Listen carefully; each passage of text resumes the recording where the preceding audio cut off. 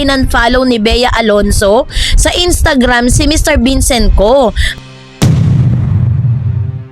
Mahalagang tandaan ang pag-unfollow ay sa social media ay isang otomatikong nangangahulugan na hiwalayan.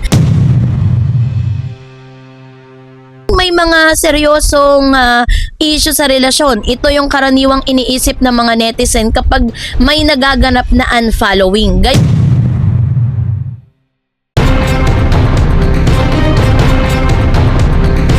Bea Alonzo, abay tuluyan na ngang tinuldukan ang kanya pong relasyon kay Mr. Vincent Ko matapos niyang gawin at isa publiko ang mga hakbang na ito. Ano nga bang ilan sa mga naging ganap dito po sa Spain kung saan ay natanong ito pong si Mr. Bayani Agbayani sa isang ambush interview. Sinagot niya po ang lahat ng ito. Yan ang ating pag-uusapan maya-maya lang. But before that, if you haven't subscribed yet to my YouTube channel, please don't forget to like, share, and subscribe at hit mo na rin ang notification bell for more showbiz updates. So ngayong araw, let's talk about this one. At bago tayo magpatuloy ay panoorin po muna natin ang ilan sa mga ambush interview dito po kay Mr. Bayani Agbayani, no? Dahil matapos nga po na mag-launch ng sa isang event kung saan si Bayani ay natanong, dahil alam naman natin na si Bayani po ay yung anak po ni Mr. Bayani Agbayani ay pangasawa ng kapatid ni Bea Alonzo. Kaya naman kumpirmado na sila po at ang buong pamilya ni Bayani ay imbitado sana sa magaganap na kasal sa Spain. So dahil dito, hindi na po naiwasan ng ilang mga reporters na matanong si Bayani. Ito, panoorin natin. Supposedly, 1 month kami hanggang Portugal na. Kasi pangarap namin mag-asawa yun eh. 57 na ako. Sabi ko sa kanya. Sir Bayani, kamusta yung son-in-law mo na lang at siya yung family niyo? Ay naku, intact na intact sila. Mabait kasi si James. At mabait naman yung anak ko. Pareho silang chef eh. At saka yung mga apo ko, malalaki na. Yung isa di ba may diferensya sa pagpaningin. Pero awa ng Diyos, advance na yung technology. Makakakita rin siya. Ano yung inborn yun? Dalawang lalaki. Si Santiago Pito at saka si Santiago Lupa. Santiago kasi ang pangalan ng tatay nila James. Eh, ang pang-Tagalog ng James, Santiago Lupa. Pero yan, hindi close sa kaibigan sila. Hindi naman close, pero naging kaibigan ko din siya. At kaibigan ko siya hanggang ngayon. May communication. Wala, ay ano lang, kinukumusta ko lang, kumusta, God bless. Gano'n naman ako sa lahat ng kaibigan eh, kahit kila Senador Bong, kay Kuya Jimboy, kinukumusta ko sila. Hindi ako nawawala doon sa Bible na nagpapadala ako ng mga Bible verses. Ang ganun lang. Kumusta sila? Si Bea at si Hindi po alam.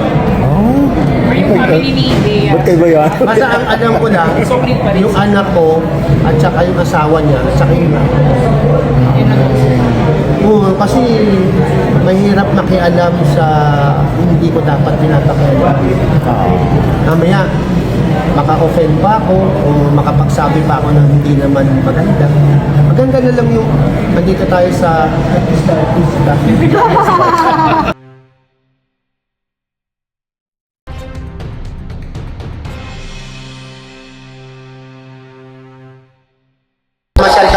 Ayun. So, sa interview po ni Mr. Bayani Agbayani, alam mo yung mga reporters kasi, kunyari tatanungin ka niyan kung ano yung bakasyon mo, pero intentionally, ang gusto talaga nilang malaman at makakuha sila ng scoop with regards dun sa tunay na nangyari sa kasalan ni Vincent Ko at ni Miss Bea Alonzo. So, sa huling tanong po sa kanya, sinabi ni Mr.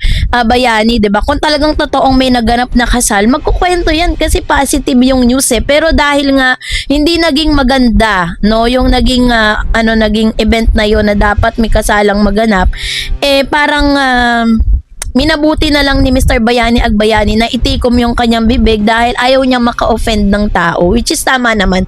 Yun po ay isang malaking magandang attitude at etiquette po yun, 'di ba? Pero sa ngayon ay pinag-uusapan po online kasi meron pong isang ulat na nilabas ang Daily Tribune noong June 18, 2026. Napansin ng mga netizen na tila in-unfollow ni Bea Alonzo sa Instagram si Mr. Vincent Co. Ang naturang pangyayari ay agad na naging paksa at usapan sa social media dahil kilala ang dalawa bilang magkasintahan simula noong 2025. So mahalagang tandaan ang pag-unfollow ay sa social media ay isang otomatikong nangangahulugan na hiwalayan. Sa panahon ngayon, maraming dahilan kung bakit maaaring i-unfollow ng isang tao ang isa pa. Una, maaring simpleng personal na desisyon lamang ito o may mga pagkakataon na nais ng isang tao na magkaroon ng mas pribadong spasyo sa social media o hindi lahat ng galaw online ay may malalim na kahulugan. So, ikalawa, maaring may hindi pagkakaunawaan sa mga relasyon, normal na tampuhan o hindi pagkakasundo. May ilang tao na gumagamit ng social media bilang paraan upang magbigay ng spasyo sa sarili habang inaayos ang isang sitwasyon. So pangatlo, maaaring bahagi ito ng pagprotekta sa pribadong buhay. So dahil sikat si Bea, bawat kilos niya sa social media ay sinusubaybayan ng publiko. Posibleng nais lamang niyang bawasang atensyon ng publiko sa kanilang relasyon. Ika-apat, maaaring may mga seryosong issue sa relasyon. Ito yung karaniwang iniisip ng mga netizen kapag may nagaganap na unfollowing. Gayunpaman, walang opisyal na pahayag mula kina Bea o Vincent na nagpapatunay na may hiwalayan o malaking problema sa kanilang samahan. Sa kasalukuyan nga nananatili itong haka-haka lamang. So, ano nga bang ibig sabihin nito sa pananaw ng showbiz observer? Kasi, alam naman natin sa mundo ng showbiz, madalas na itinuturing na ang pag-unfollow bilang isang social media signal, ngunit hindi ito sapat na ebidensya upang sabihin na tapos na ang isang relasyon. Maaaring maraming celebrity and couples ang nag-a-unfollowhan noon, ngunit nagkabalikan din pagkatapos. Pero mayroon din mga nagpapatuloy sa kanilang relasyon kahit hindi sila nakapag-follow sa isa't isa. So, sa aking sariling opinion kasi kung susuriin ng mabuti, mas mahalagang tignan ang mga opisyal na pahayag at aktwal na pangyayari kaysa umasa lamang sa social media activity. Ang Instagram ay bahagi lamang ng online presence ng isang tao at hindi nito lubos na nasasalamin ang tunay na kalagayan ng isang relasyon. Sa kaso kasi ni Bea Alonzo, marami na siyang pinagdaan ng kontrobersya at mga usapin tungkol sa pag-ibig sa nakaraan. So dahil dito, natural na maging interesado ang publiko sa anumang pagbabago sa kanyang social media. Ngunit bilang mga taga-subaybay, mas makatarungang hintayin ang konfirmasyon mula mismo sa mga taong sangkot kaysa bumungo tayo agad ng mga konklusyon, 'di ba? Sa madaling salita, ang pag-unfollow ni Bea kay Vincent Co ay maaaring senyales ng tampuhan o pagbabago sa kanilang personal setup o simpleng social media decision lamang. Pero sa ngayon, sa nakikita po, dahil po sa sunod-sunod na mga intriga at sunod-sunod na mga impormasyon na lumalabas, maaaring ito rin po ang senyales kung saan pinuputol na ni Miss Bea Alonzo ang kanyang ugnayan through social media with Mr. Vincent Co. 'Di ba? So, sa ngayon, wala pang matibay na ebidensya na nagpapatunay na hiwalay na nga sila. Hanggat walang opisyal na pahayag, nananatiling haka-haka lamang ang lahat.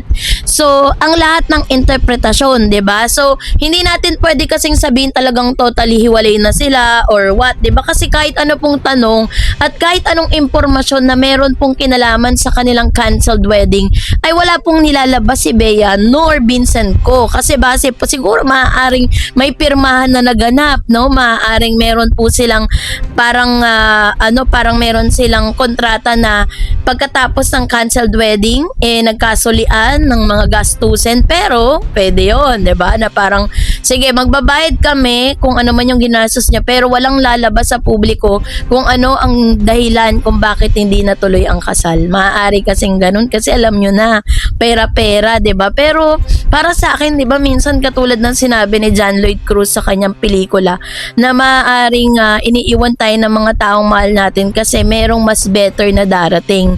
So yun na lang tayo, doon na lang tayo aasa, 'di ba? At maaaring hindi pa ito yung tamang panahon kay Bea.